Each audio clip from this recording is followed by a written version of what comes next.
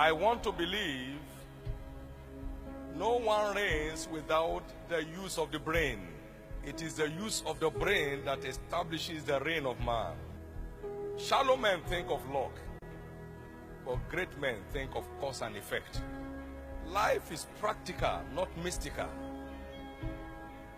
Therefore, we need to give a practical approach in order to make the most of our adventure on earth.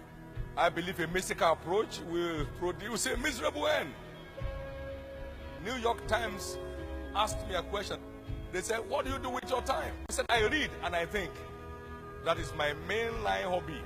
The only time I knew I needed a driver was when I would park by the road to put down my thought before the escape.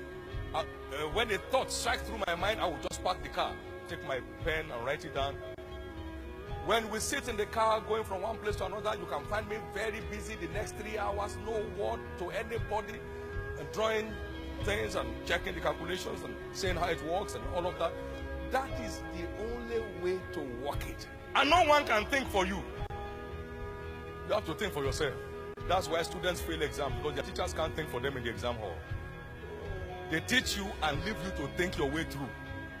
So every information you have gathered here, you now go and use it and enter the engine room and start analyzing and diagnosing and dissecting and integrating until you can find how to draw maximum value in addressing your present position.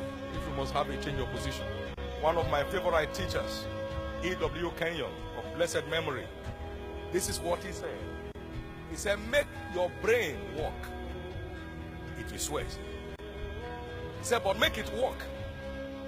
Then it will improve. It will develop until you become the envy of all those around you. It will sweat.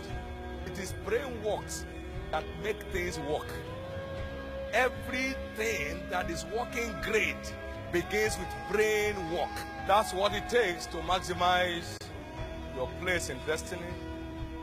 A committed to brain work, which is strategic thinking. Can I hear you say, I will make my brain work?